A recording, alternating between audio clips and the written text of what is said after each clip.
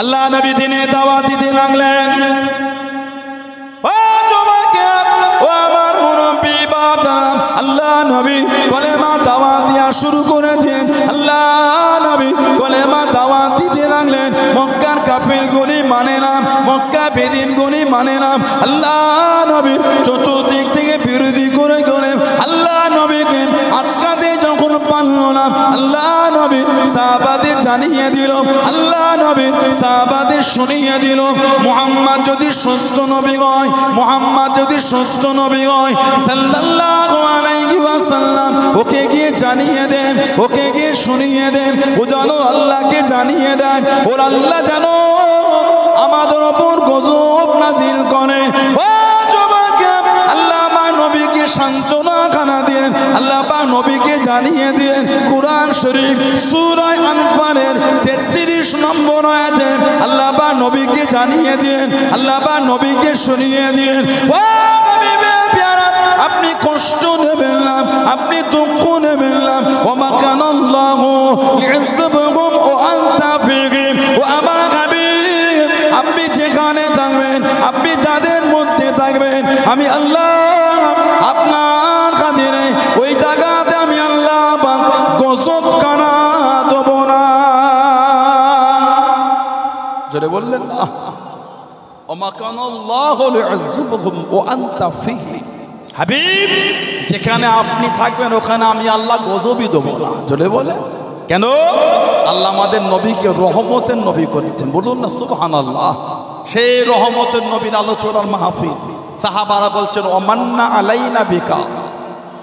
হুজুর, আল্লাহ আপনাকে আমাদের মধ্যে পাঠিয়ে আল্লাহ পাক রহমত দিয়েছে।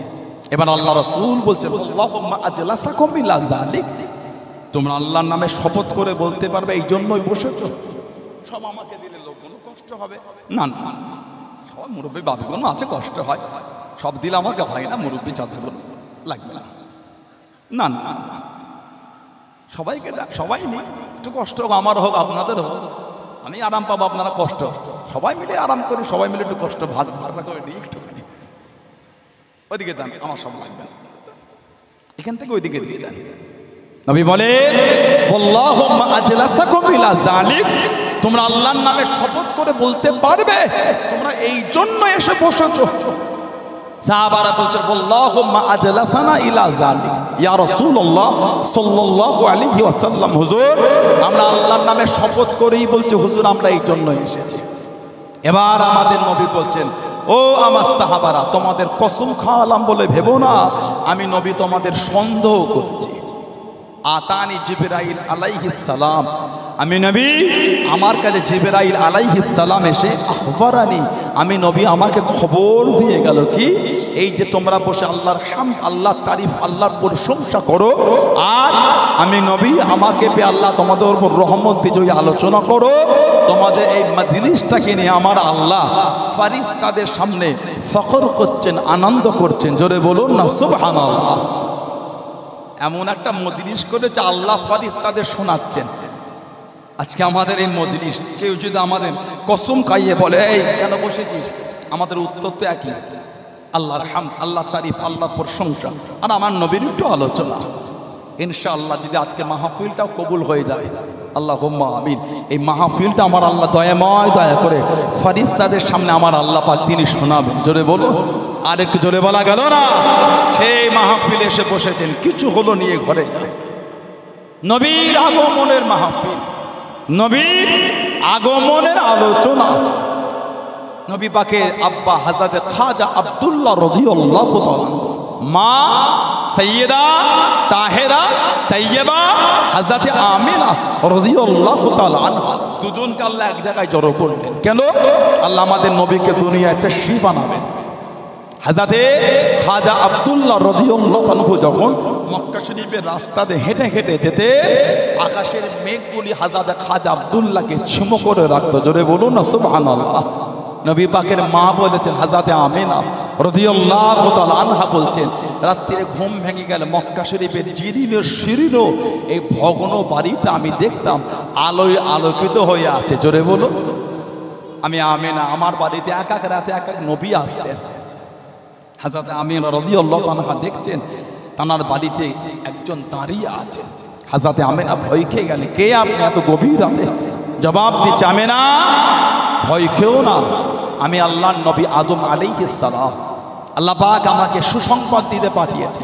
আমেনা সুসংবাদ নিয়ে নাও, আল্লাহ পাক গর্ভের মধ্যে যে সন্তান পাঠিয়েছেন, আল্লাহ ওনাকে আখেরি নবী বানিয়েছেন। জোরে বলুন, আর একটু জোরে বলা গেল না? আল্লাহ রাসূলের মা বলেছে, আল্লাহ নবীর মা বলেছে। আর হাদিস শরীফের কিতাব আছে মুসনাদে আহমদ ইবনে হাম্বল, 4 ইমামের এক ইমাম ইমামে আহমদ ইবনে হাম্বল রাহমাতুল্লাহ লিখেছেন, জানাক আল্লাহ পাক 10 লক্ষ খালি হাদিসের হাফেজ করেছেন। সুবহানাল্লাহ বললেন না? 10 লক্ষ হাদিসের হাফেজ ইমাম আহমদ ইবনে হাম্বল। জানার ছাত্র ছিলেন ইমাম বুখারী রাহমাতুল্লাহ, আর জানার উস্তাদ ছিলেন হযরত ইমাম আবু ইদ্রিস আশ-শাফিঈ রাহমাতুল্লাহ। ইমাম আবু ইদ্রিস যখন মক্কা শরীফে আসতেন, হুজুর যখন মক্কা শরীফে আসতেন, আপনার বাড়ি মক্কা শরীফে ছিল, কুরাইশ ছিলেন। আহমদ ইবনে হাম্বল যখন হজ করতে যেতেন, বড় বড় মুহাদ্দিসদের মজলিস ছেড়ে সেই মরুভূমি থেকে ইমাম আবু ইদ্রিস আশ-শাফিঈ হুজুরের মজলিসে যুক্তি মেরে বসে থাকতেন। হুজুরকে সাথী সঙ্গীরা খুঁজে খুঁজে না পেয়ে সেই মরুভূমিতে গিয়ে দেখতো যুক্তি মেরে বসে আছে। এই আহমদ ইবনে হাম্বল, কি বাবা এত বড় বড় মুহাদ্দিসদের মজলিস ছেড়ে কি যে বলছে মরুভূমির উপরে, তুমি ইনার বৈঠকে বসে আছো? হুজুর ইশারা করতেন, চুপ করো, কথা বলো না, কি বলছে খালি শোনো। আলা সানাদের হাদিস চলে গেলে কমজোর সানাদের হাদিস কিন্তু পাওয়া যাবে। আল্লাহ ইনার জবান থেকে যেগুলি বার করাচ্ছেন ওগুলি একবার চলে গেলে আর পাবে না। যা বলছে খালি বসে শোনো। আহমদ ইবনে হাম্বল, ইমাম আবু ইদ্রিস আশ-শাফিঈ রাহমাতুল্লাহ ওনার বৈঠকে গিয়ে ঝুঁকি মেরে বসে ওনার থেকে ইলম অর্জন করতেন। জোরে বলুন না সুবহানাল্লাহ। 10 লক্ষ হাদিসের হাফেজ, 16,700 নম্বর হাদিস মুসনাদে আহমদ ইবনে হাম্বলে উনি নকল করেছেন। নবী পাক নবীর আম্মার কথা বলছেন, রাআত হিনা ওয়াদাআতুহু নূরান। সুবহানাল্লাহ বলেন, রাআত হিনা ওয়াদাআতুহু নূরান। নবী বলে, আমার মা যখন আমাকে ভূমিষ্ঠ করলো, মানে আমি নবী যখন জন্মগ্রহণ করলাম, আমার মা আমাকে নূর দেখেছে, নূর। নবী বলছে আমার মা আমাকে নূর দেখেছে। জোরে বলেন। ইদানিং কিছু ভাই ফেসবুকে 3টে ভিডিও দেখে বলছে নবীকে নূর বলা যাবে না। বলেন ঠিক বলছে না ভুল বলছে? নবী বলে রাআত হিনা ওয়াদাআতুহু নূরান, আমার মা আমাকে নূর দেখেছে যখন আমি নবী জন্মগ্রহণ করেছি। আদাআত মিনহু কুসুরিশ শাম, যে নূরটা শাম দেশের রাত প্রাসাদগুলিকে আলোয় আলোকিত করে দিল। জোরে বলুন না সুবহানাল্লাহ। আল্লাহ নবীর একটা সাহাবী ছিলেন হযরত কাব বিন যুআইর রাদিয়াল্লাহু তাআলা আনহু, যিনি জাহেলি যুগের বড় কবি ছিলেন। 8ম হিজরিতে ফতে মক্কা 10,000 সাহাবা নিয়ে নবী গিয়েছিলেন। এই 8ম হিজরি ফতে মক্কার পরে উনি মুসলমান হয়েছিলেন। হযরত কাব বিন যুআইর রাদিয়াল্লাহু তাআলা ফতে মক্কার পরে নবী কিছু জনের নাম ধরে বললেন, এদের দেখলে আর রাখা যাবে না, যে ক্ষতি দিনের করেছে। তার মধ্যে একটা নাম ছিল হযরত কাব বিন যুআইর রাদিয়াল্লাহু তাআলা। চাঁদ দিয়ে শরীর ঢেকে 2-3টে সাহাবার পিছনে বসে নবীকে বলছে, হুজুর বেয়াদবি মাফ চাই। ওই ব্যক্তি যদি এসে মাফ চায় আপনি মাফ করবেন? আমাদের নবী হেসে হেসে বলছে, এসেই যখন করেছো লুকিয়ে না, সামনে এসো। উনি চাদর সরিয়ে নবীর কাছে গিয়ে বলছে, আনা কাব বিন যুআইর। আমাদের নবী হেসে বলছে, আনা মুহাম্মদ ইবনে আব্দুল্লাহ। জোরে বলো না সুবহানাল্লাহ সাল্লাল্লাহু আলাইহি ওয়াসাল্লাম। তুমি কাব বিন যুআইর, তো আমি কি করব? আমি যে মুহাম্মদ ইবনে আব্দুল্লাহ সাল্লাল্লাহু আলাইহি ওয়াসাল্লাম। আল্লাহ নবী নূরের হাতটা ধরে ঈমানের কালিমা পড়ে মুসলমান হয়ে গেলেন। জোরে বলো। আল্লাহ নবী সামনে বসে গেলেন। ও যুবক, আল্লাহ নবী কাছে গিয়ে বসে গেলেন। আল্লাহ নবী সামনে বসে গেলেন। অনেকক্ষণ পরে আল্লাহ নবী কাছে দেখি দাঁড়িয়ে গেলেন। ইয়া রাসূলুল্লাহ হাবিবাল্লাহ, ইয়া রাসূলুল্লাহ হাবিবাল্লাহ। আল্লাহ পাকের নবী, হুজুর বেয়াদবি মাফ করুন, গুস্তাখিটা ক্ষমা করুন। সারা জীবন আপনার বিরুদ্ধে কবিতা বলেছি, আপনার বিরুদ্ধে কবিতা শুনিয়েছি। সুযোগ যদি করে দেন, সুযোগ যদি দিয়ে দেন, আজকে আপনাকে এনে কবিতা বলবো, আজকে আপনাকে এনে কবিতা শোনাবো। আল্লাহ নবী জানিয়েছেন, আল্লাহ নবী শুনিয়েছেন।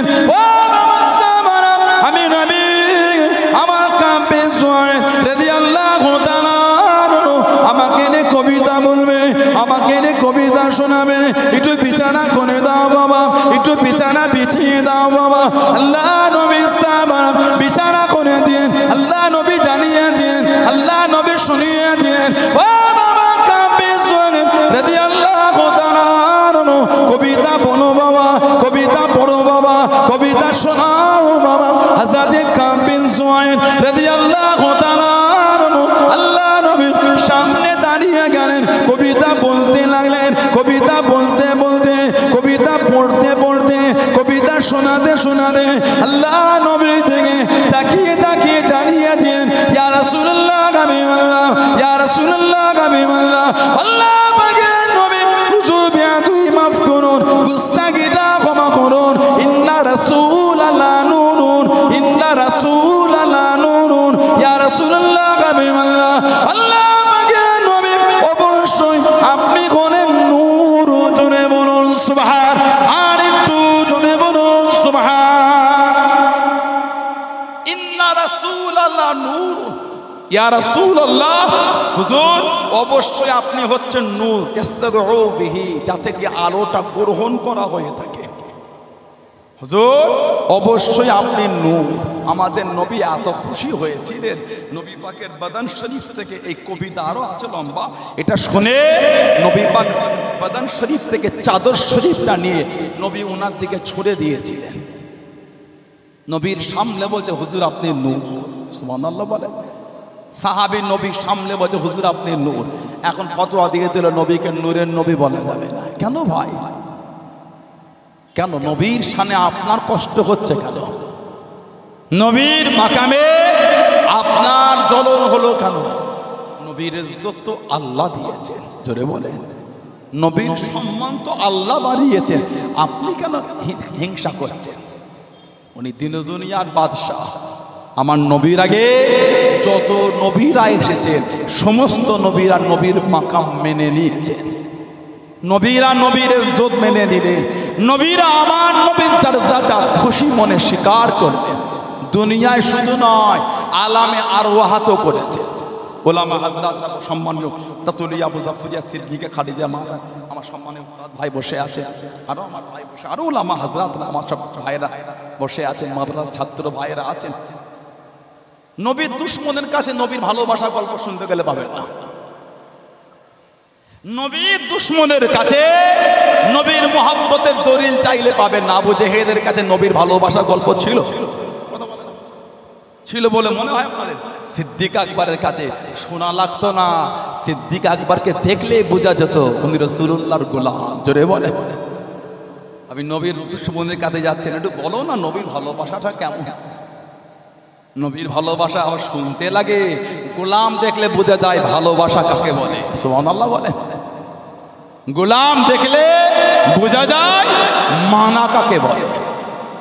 কোরআন শরীফ সূরা আল ইমরান 81 নম্বর আয়াত, আলামে আরওয়াহাত আল্লাহ নবীদের রূহগুলোকে জড়ো করেছিলেন। আলামে আরওয়াহাত আল্লাহ দুটো মাহফিল করেছিলেন, একটা খাস একটা আম। আম মাহফিলে আমার রূহ ছিল, আপনার ছিল, ইনার ছিল, ওনার ছিল, ওনার ছিল, কিয়ামত পর্যন্ত যত রূহ আল্লাহ পাঠাবেন দুনিয়ায় সব রূহগুলোকে আল্লাহ আলামে আরওয়াহাতে জড়ো করেছিলেন, করে বলেছিলেন আলাস্তু বিরাব্বিকুম, আমি কি তোমাদের রব না? আমি কি তোমাদের প্রভু না? আপনার রূহ, আমার রূহ, ওনার রূহ, ইনার রূহ, ইনার রূহ, কিয়ামত পর্যন্ত যত রূহ আসবে সব রূহ এক বাক্যে বলেছিল ক্বালু, মানে সবাই বলেছিলেন কি বালা, হ্যাঁ আল্লাহ আপনি আমাদের রব। এটা আম মিটে গেল, এটা খাস না জিনিস হয়েছিল, খালি নবীদের রূহগুলোকে আল্লাহ জড়ো করেছিলেন। সুবহানাল্লাহ বলেন। এটা কোরআন শরীফ সূরা আল ইমরান 81 নম্বর আয়াত। وَإِذْ أَخَذَ اللَّهُ مِيثَاقَ النَّبِيِّينَ لَمَا آتَيْتُكُم مِّن كِتَابٍ وَحِكْمَةٍ ثُمَّ جَاءَكُمْ رَسُولٌ مُصَدِّقٌ لِّمَا مَعَكُمْ لَتُؤْمِنُنَّ بِهِ وَلَتَنصُرُنَّهُ قَالَ أَأَقْرَرْتُمْ وَأَخَذْتُمْ عَلَىٰ ذَٰلِكُمْ إِصْرِي قَالُوا أَقْرَرْنَا قَالَ فَاشْهَدُوا وَأَنَا مَعَكُم مِّنَ الشَّاهِدِينَ। সুবহানাল্লাহ বলবেন না? আল্লাহ আল্লাহ আরওয়াহাতে নবীদের রূহগুলোকে জড়ো করে জিজ্ঞাসা করলেন, এই আমার নবীর রূহেরা, আপনাদের আমি আল্লাহ দুনিয়ায় পাঠাবো, নবী বানাবো, কিতাব দেবো, হিকমত দেবো। হুম্মা জাআকুম রাসূলুল মুসাদ্দিকুল লিমা, তারপরে আমি আল্লাহ আপনাদের কাছে একজন নবী পাঠাবো সত্যতা প্রমাণের জন্য। লাতুমিনুন্না বিহি ওয়া লা তানসুরুনাহু, তাদের উপর ঈমানও আনবেন আর সর্ববিষয়ে তার খিদমত করবেন, সহযোগিতা করবেন। ক্বালা আ'আকরারতুম ওয়া আখাযতুম আলা যালিকুম ইসরি, আয় আমার নবীর রূহেরা, আপনারা কি এই বিষয়ে অঙ্গীবদ্ধ হচ্ছেন, ওয়াদা করছেন? দুনিয়ায় নয়, আলামে আরওয়াহাতে সব নবীদের রূহ এক বাক্যে বলেছিল ক্বালু আকরারনা, হ্যাঁ আল্লাহ আমরা ওয়াদা করে নিলাম। আপনার হাবিব যদি আমাদের জামানায় আসে, ঈমানও আনবো, খিদমতও করব। সুবহানাল্লাহ। আপনি নবীর শান খুঁজে পাচ্ছেন না? আল্লাহ দুনিয়া হবার আগে আলামে আরওয়াহাতে নবীর জিকির আল্লাহ করে দিয়েছেন। জোরে বলো ক্বালু আকরারনা, যেই নবীরা বলেছেন। এবার আল্লাহ পাক বলেন ক্বালা ফাশহাদু, এই আমার নবীর রূহেরা সাক্ষী হয়ে যায়। ওয়া আনা মাআকুম মিনাশ শাহিদিন, আমি আল্লাহ আপনাদের সাথে, আমি আল্লাহ আমার হাবিবের বিষয় সাক্ষী হয়ে গেলাম। জোরে বলে, আর একটু জোরে বলা গেল না? আমি নবীর শান খুঁজে পান না, আল্লাহ আলামে আরওয়াহাতে নবীর শানে জিকির করিয়ে দিয়েছেন। বলুন সুবহানাল্লাহ। আপনার কষ্ট হচ্ছে কেন? নবীর ইজ্জতে নবীকে নূর বলা যাবে না? সাহাবী বলছেন না রাসূলুল্লাহ নূরু, হুজুর অবশ্যই আপনি নূর। সেই নবীর মহব্বতে জড়ো হয়েছেন, যে নবী দুনিয়ায় আসার 1000 বছর আগে নবীর মিলাদের আলোচনা হয়েছে এবং নবী পাকের জন্য ঘরও তৈরি হয়েছে। সুবহানাল্লাহ বলেন। আমাদের সমাজে কিছু কিছু ভাই বলে নবীর মিলাদ বেদাত। শুনেছেন এই শব্দটা? কথা বলে না, নবীর মিলাদ বেদাত। যে বলবে নবীর মিলাদ মানা যাবে না, বেদাত, তার ঈমান নাই। কেন? সে নবীর জন্মকে স্বীকার করে না। আল্লাহর মিলাদ নাই। যদি কেউ বলে আল্লাহর মিলাদ, সে একটা কাফির। মিলাদ মানে মৌলুদ, বিলাদ মানে জন্মগ্রহণ। আল্লাহর মিলাদ আছে? কথা বলে না। যদি কেউ বলে আল্লাহর মিলাদ অমুক তারিখ, সে একটা কাফির। কেন? আল্লাহ জন্ম আছে, তিনি যে অনন্ত অসীম, তিনি ছিলেন, আছেন, থাকবেন। সুবহানাল্লাহ বলেন। তিনি হলেন কুল হুয়াল্লাহু আহাদ আল্লাহুস সামাদ লাম ইয়ালিদ ওয়া লাম ইউলাদ ওয়া লাম ইয়াকুল লাহু কুফুয়ান আহাদ। সুবহানাল্লাহ বলেন। তার সমকক্ষ কেউ নয়, তিনি কারোর থেকে নয়, তার থেকেও কেউ নয়। তিনি ছিলেন, আছেন, থাকবেন, তার নয়, তার শেষ নয়। সুবহানাল্লাহ বলেন। তিনি যে অনন্ত অসীম, তিনি যে অনন্ত অসীম। আল্লাহর মিলাদ নাই। যদি বলে নবীর মিলাদ মানি না, সে তো নবীর জন্মই মানল না। নবীর জন্ম না মানলে ঈমান থাকবে বলে মনে হয় আপনাদের? নবী তো জন্মগ্রহণ করেছে। নবী পাক দুনিয়ায় আসার 1000 বছর আগে, আজ থেকে 2500 বছর আগে আমার নবীর মিলাদের আলোচনা হয়েছে। নবীর জন্য ঘরও তৈরি হয়েছে। সুবহানাল্লাহ বলেন। আদম আলাইহিস সালাম থেকে ঈসা আলাইহিস সালাম পর্যন্ত, ঈসা আলাইহিস সালাম যত নবী রাসূল পয়গম্বর এসেছেন, সব নবীরা এসে আমার নবীর বাশারাত, সুসংবাদ দিয়েছেন। আপনাদের গ্রামে আলেম ওলামা হযরত, ফুরফুরা শরীফ হুজুর মুফতি মুহাদ্দিস যখন আসে জলসা মাহফিলে, আর সম্মানীয় ইমাম সাহেব যখন জুম্মার দিনে মসজিদে মেম্বারের দিকে যখন যায়, কাতার দিকে যদি সবাই বসে যায়, কি বলে? একটু রাস্তা দাও তো, ইমাম সাহেব যাচ্ছে। কথা বলে না? বলা হয় না? কেন? এই ইমাম যে যাচ্ছেন, তার আগে রাস্তা ক্লিয়ার হচ্ছে। তা আমাদের নবী যে এসেছেন, আদম নবী থেকে ঈসা নবী আলাইহিস সালাম পর্যন্ত সব নবীরা এসে আমার নবীর আগমনের সুসংবাদ দিয়ে দুনিয়ার মানুষকে, আপনার দুনিয়ার মানুষকে অবগত করিয়েছেন। সুবহানাল্লাহ বলবেন না? কিন্তু উনি নবী নয়। নবীর আসার 1000 বছর আগে নবীর মিলাদের আলোচনা করলেন। নাম তুব্বা, ইয়ামান দেশের বাদশাহ তুব্বাই আউয়াল। তুব্বায়ে আউয়াল ইয়ামান দেশের বাদশাহ, ইয়ামান দেশের বাদশাহ তুব্বাই আউয়াল। একটা কিতাব আছে আল্লামা বদরুদ্দিন আইনি রহমাতুল্লাহ, বুখারী শরীফের ব্যাখ্যা গ্রন্থ ফাতহুল বারী। উলামা হযরতরা আছেন আল্লামা বদরুদ্দিন আইনি রহমাতুল্লাহ, তৎসহ বিভিন্ন কিতাবে জিকির হয়েছে। তুব্বাই আউয়াল, কোন কোন বর্ণনা এসেছে কাবা শরীফের গিলাফ সর্বপ্রথম উনি তৈরি করেছিলেন। তুব্বা বাদশাহ কাবা শরীফের যে গিলাফ সর্বপ্রথম উনি তৈরি করেছিলেন। ইয়ামান দেশ থেকে 400 জন আলেমকে নিয়ে চলে এলেন। ও যুবকেরা, সফরের জন্য বার হয়ে গেলেন। 400 জন আলেমকে নিয়ে আল্লাহর কাবার কাছে দিয়ে চলে গেলেন। কি যদি মক্কা শরীফে কাটালেন, কিছুদিন মক্কা শরীফে থেকে মদিনা শরীফে চলে গেলেন। মদিনা শরীফের পুরাতন নাম ইয়াসরিব বা ইয়াসরাব। কিছুদিন সেখানে থাকলেন, ইয়ামান দেশে ফিরে যাবেন। তুব্বা বাদশাহ ইয়ামান দেশে চলে যাবেন। 400 জন আলেম জানিয়েছেন, 400 জন আলেম সংবাদ দিয়েছেন, আমরা ইয়ামান দেশে যাব না, আমরা ইয়ামান দেশে ফিরবো না, এই ইয়াসরিবের জমিনে থাকবো, এই ইয়াসরাবের জমিনে থাকবো, মদিনা শরীফে থাকবো, আমরা ইয়ামান দেশে যাব না। তুব্বা বাদশাহ জানিয়েছেন। তুব্বা বাদশাহ জিজ্ঞাসা করলেন, ও সম্মানী উলামা হাজরাত করলাম, কেন ইয়ামান দেশে যাবে না? আমি তুব্বা, আমার ইয়ামান দেশে রাজত্ব আছে, আমার ইয়ামান দেশে রাজত্ব আছে, আমার ইয়ামান দেশে হুকুমত আছে। 400 জন আলেম জানিয়েছেন ইয়ামান দেশে যাব না, আমাদের করে যদি জানো মেরে ফেলেন এই জমিন আমরা ছেড়ে যাব না। কেন যাবে না? 400 জন আলেম জানিয়েছেন, 400 জন আলেম শুনিয়েছেন। ও তুব্বা বাদশাহ, আমরা আসমানি কিতাব পড়ে জানতে পেরে গিয়েছি, বুঝতে পেরে গিয়েছি, খবর পেয়ে গিয়েছি, আখিরি নবী, শেষ নবী যিনি হবেন হযরত মুহাম্মদ সাল্লাল্লাহু আলাইহি ওয়াসাল্লাম এই জমিনে তাশরীফ করা আনবেন। সুযোগ যদি হয়ে যায়, আল্লাহ পাক সুযোগ যদি করে দেন, তাদের হাতে হাত দিয়ে ঈমানের কালিমা পড়ে মুসলমান হয়ে যাব। জোরে বলুন সুবহান, আর একটু জোরে বলুন সুবহান। নবী পাক আসার 1000 বছর আগে তুব্বা বাদশাহ ভোলো মনে বার হয়ে যায় মক্কা শরীফ ঘুরে মদিনা শরীফে গিয়েছে, এবার ইয়ামানে যাবে। 400 জন আলেম বলছে আমরা যাব না, চলো ইয়ামানে আমার রাজত্ব আছে, হুকুমত, যদি আমাদের জানও মেরে দেন এই জমিন ছাড়বো না। ইয়াসরিব বা ইয়াসরাব সাইলাবের জায়গা, মদিনা শরীফের পুরাতন নাম হলো ইয়াসরিব বা ইয়াসরাব, আমরা যাব না। বাদশাহ জিজ্ঞাসা করছে না যাবার কারণ? 400 জন আলেম জানাচ্ছেন আমরা আসমানি কিতাব পড়ে আমরা জানতে পেরে গেছি যিনি আখেরি নবী নাম হবে হযরত মুহাম্মদ সাল্লাল্লাহু আলাইহি ওয়াসাল্লাম, এই ইয়াসরিবের জমিনে উনি আসবেন। সুযোগ যদি হয়, মনটায় আশা, ওনার কাছে আমরা কালিমা পড়ে মুসলমান হব। জোরে বলুন, আর কি জোরে বলা গেল না? কিতাব এসেছে তখন ঈসা নবী দুনিয়ায় আসেন। ঈসা নবী এসেছিলেন আমার নবী পাক আসার 500 বছর আগে।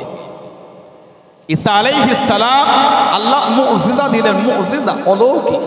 মাটির কাদার পাখি তৈরি হতো, হুজুর বললে ওইটাই আবার উড়ে যেত। সুবহানাল্লাহ বলে। কুষ্ঠ রোগী, প্যারালাইসিস মানুষ, ঈসা আলাইহিস সালাম খালি একটু হাত বুলাতেন, ওই কুষ্ঠ রোগীটা, প্যারালাইসিস মানুষটা ভালো হয়ে যেত। চলে বলো, মুর্দা মরা দাঁড়িয়ে খালি বলতেন কুম বিইজনিল্লাহ, জিন্দা হয়ে যেত। 2500 বছর পর, 2500 বছর হযরতে নূহ আলাইহিস সালামের ছেলে হযরতে শীশ, হযরতে নূহ আলাইহিস সালামের ছেলে শাম, শীশ নবী তো আদম নবীর ছেলে, শীশ আলাইহিস সালাম আদম নবীর ছেলে। উনাকে আদম নবী আমার নবীর আগমনে বাশারাত দিয়েছিলেন, ইয়া বুনাইয়া, হে আমার বৎস, আনতা খলিফাতে মিন বাদি, তুমি আমার পরে খলিফা হবে, দায়িত্ব পাবে। কুল্লামা যাকারতাল্লাহ ফাযকুর ইলা জানবি ইসমা মুহাম্মাদিন সাল্লাল্লাহু আলাইহি ওয়াসাল্লাম, তুমি যখন আল্লাহর স্মরণ করবে সাথে সাথে মুহাম্মদ সাল্লাল্লাহু আলাইহি ওয়াসাল্লাম তার নামটাকে তুমি স্মরণ করবে। জোরে বলে, কারণ আমি আদম তার নামটা আল্লাহ পাকের আসমানের জান্নাতের সমস্ত জায়গায় জায়গায় দেখেছি, জান্নাতের খুঁটিতে খুঁটিতে দেখেছি, জান্নাতে গাছের পাতায় পাতায় দেখেছি। আমি নামটা সিদরাতুল মুনতাহায় দেখেছি, আমি নামটা আমি তুত গাছের দেখেছি, আমি তার নাম ফেরেশতাদের কপালে দেখেছি, হুরেদের 2 চোখের মাঝখানে দেখেছি। জোরে বলে। আদম নবী তানার ছেলে শীষ নবীকে আমার নবীর আগমনে ভবিষ্যৎবাণী করে বলেছিলেন আল্লাহর নাম স্মরণ করলে মুহাম্মদ সাল্লাল্লাহু আলাইহি ওয়াসাল্লামের নামটা আল্লাহ পাকের নামের সাথেই স্মরণ করবে। জোরে বলেন।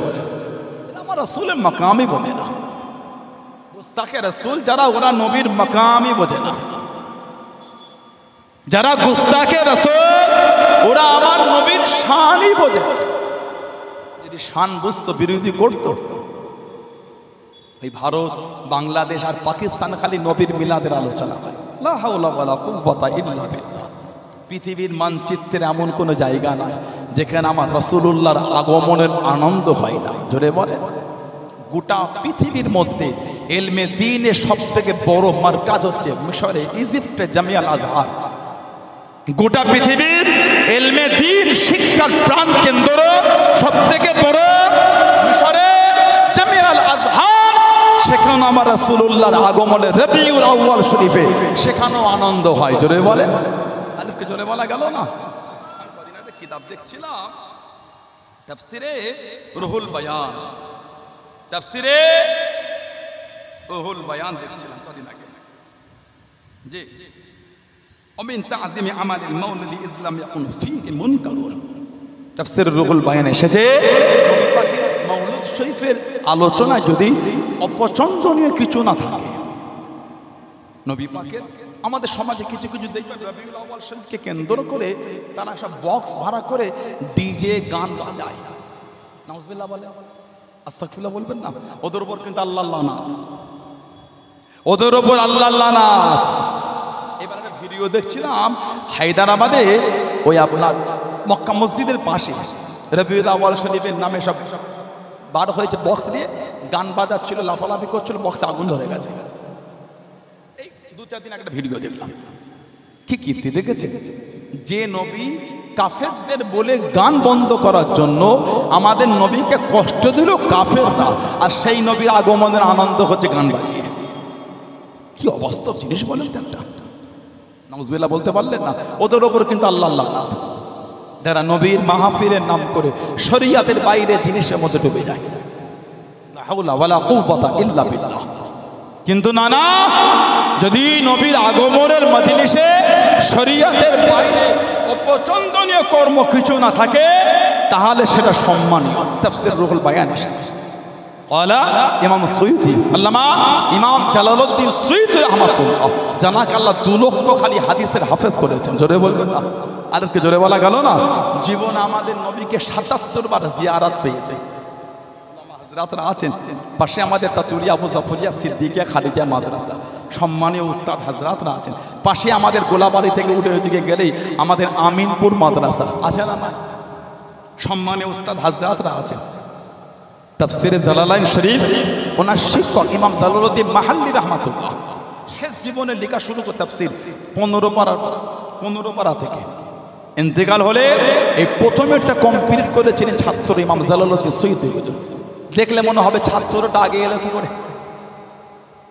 ছাত্রটা আগে হলো কি করে, ছাত্র তো পরে হবে। কিন্তু উস্তাদ শেষ জীবনের লাস্টে 15 পারা করেছিলেন, শেষ করতে পারেন না। ছাত্র ইমাম জালালউদ্দিন সুয়ুতি 40 দিনে করেছেন। 40 দিনে 15 পারা তাফসীর ইমাম জালালউদ্দিন সুয়ুতি রাহমাতুল্লাহ করেছিলেন। জোরে বলুন। জীবন আমাদের নবীকে 77 বার খালি দেখেছিলেন। জোরে বলুন।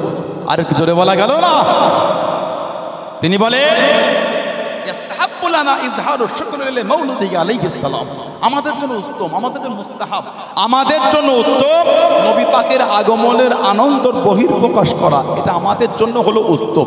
জোরে বলে সুবহানাল্লাহ বললেন না। কিতাবে এসেছে আল্লামা জাওজি, আল্লামা ইবনে জাওজি রিসালাতুল মাউলুদ, যারা নবী পাকের আগমনে এইসব বিষয় বেশি বিরোধী করেন তারা ওনাকে আবার বেশি প্রাধান্য দেয়।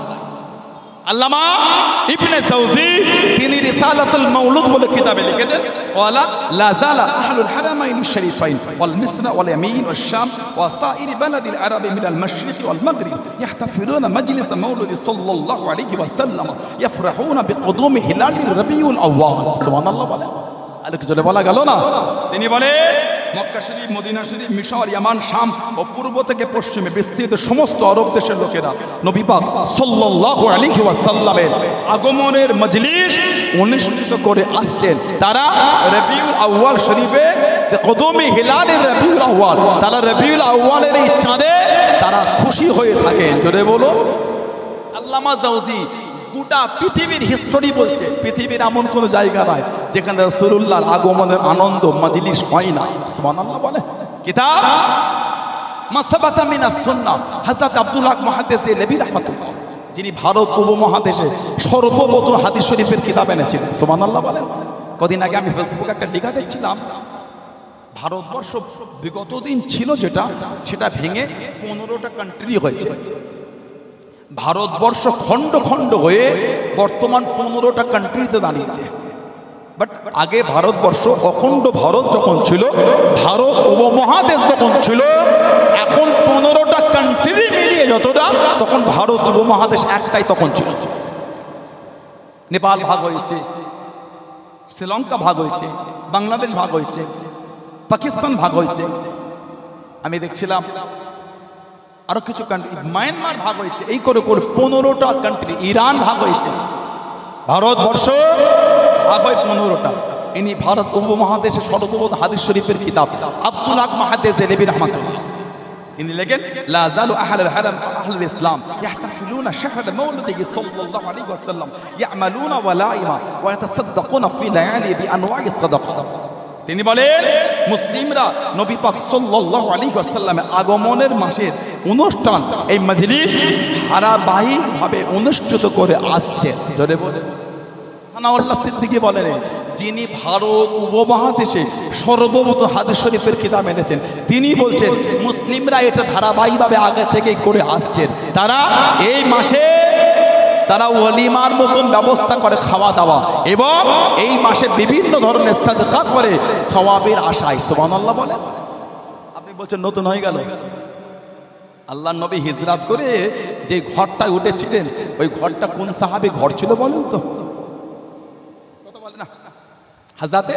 হযরতে আবু আইয়ুব আনসারী রাদিয়াল্লাহু তাআলা। ঘরটা কিন্তু দোতলা ছিল। এক বর্ণনা এসেছে, নবী পাকের উট, আল্লাহ রাসূল হিজরত করে প্রথমে গিয়ে মদিনা শরীফের বাইরে কিছুদিন ছিলেন। আল্লাহ রাসূল গিয়ে প্রথমে তৈরি করে মসজিদে কুবা, মসজিদে কুবা আল্লাহ নবী হিজরত করে প্রথম তৈরি করে মসজিদে কুবা। নবী পাককে সাহাবারা বলে, হুজুর আমার ঘরে চলেন, হুজুর আমার ঘরে ওঠেন, হুজুর আমার ঘরে ওঠেন। আল্লাহ নবী বলে, সবাই আমাকে ধরে টানাটানি করো না, এই উট আমার আল্লাহর হুকুমে পরিচালিত হচ্ছে, যার বাড়ির সামনে পড়ে তার বাড়ি যাব। নবী পাকের উট ঘুরে ঘুরে ঘুরে ঘুরে হযরত আবু আইয়ুব আনসারী রাদিয়াল্লাহু তাআলার বাড়ির সামনে গিয়ে বসেছে। সুবহানাল্লাহ বল। এক বর্ণনা এসে একজন মানুষ এসে ওই খড়ম দিয়ে উটের পায়ে আঘাত করছে। কেন? যাতে উটটা উঠে দাঁড়িয়ে গিয়ে পরের বাড়ি, মানে উনার বাড়িটায় গিয়ে বসে। হযরত আবু আইয়ুব আনসারী এটা দেখে কাছে গিয়ে বলছে, যদি ইসলামের হুকুম না হতো, আমার উলঙ্গ তলোয়ার দিয়ে তোমার মাথাটা আলাদা করে দিতাম। নবীর উট এসেছে আমার ঘরের সামনে, নবী আমার বাড়ি উঠবে, আর তোমার সাহস, তুমি নবীর উট তুলে তোমার ঘরে নিয়ে যাচ্ছ। যদি ইসলামের বিধান না হতো, তোমার মাথাটা আমি আলাদা করে দিতাম। নবী পাক গেলে, ওই বাড়িটা ছিল দোতলা। সেই 1000 বছর আগে তুব্বাই আউয়াল ইয়ামান দেশের বাদশাহ, যে ইয়ামান দেশের এই বাদশার সাথে 400 জন আলেম বললেন, আমরা যাব না, এখানে থাকবো। তখন তুব্বাই আউয়াল বাদশাহ বলতেন, আমিও থাকবো, আখিরি নবীকে আমিও দেখবো। সুবহানাল্লাহ বলে।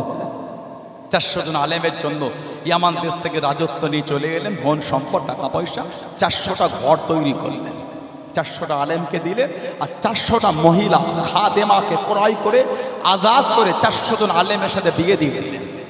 কেন? জমিনটাকে আবাদ করতে হবে, সরকারের দো আলম ওই জমিনে আসবে।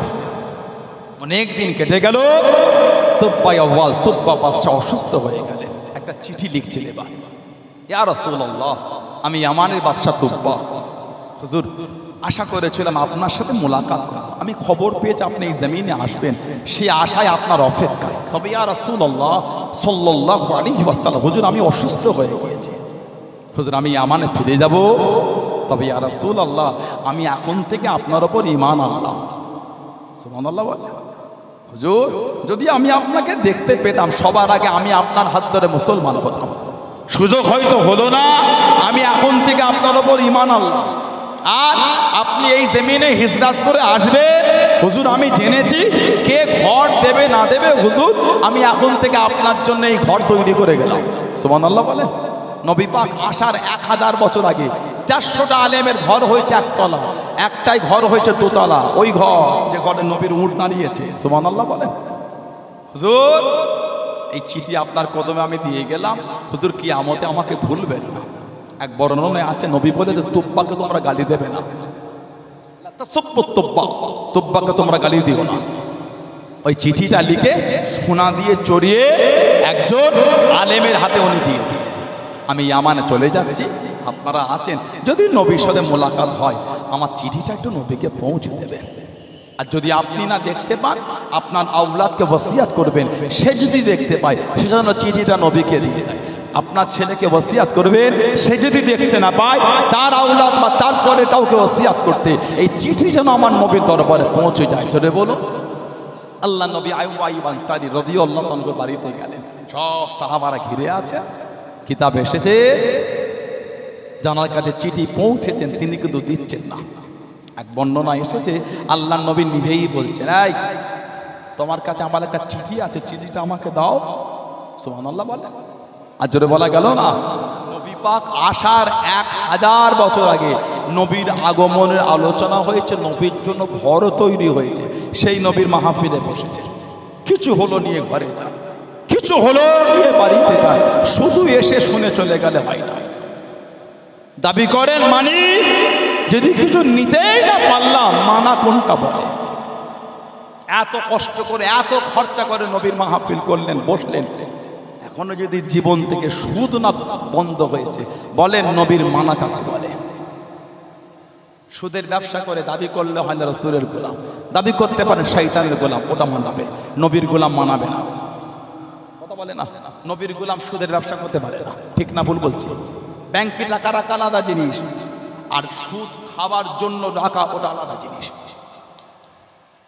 ব্যাংকে রাখা আলাদা জিনিস, আর সুদ খাবো এই নিয়েতে ফিক্স করা ওটা আলাদা জিনিস। এটা বুঝছেন না? বোঝেন না?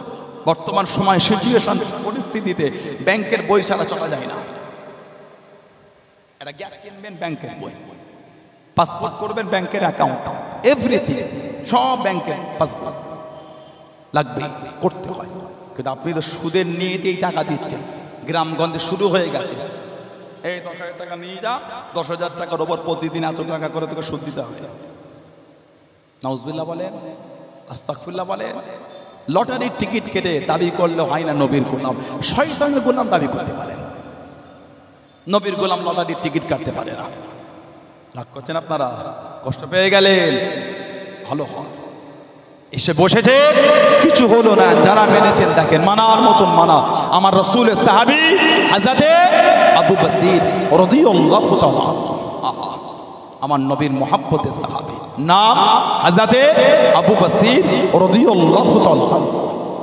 জানাকে চেন শিকল দিয়ে মক্কা শরীফে কাফেররা ওনাকে বেঁধে রাখতো। আহা, হযরতে আবু বসির রাদিয়াল্লাহু তাআলা,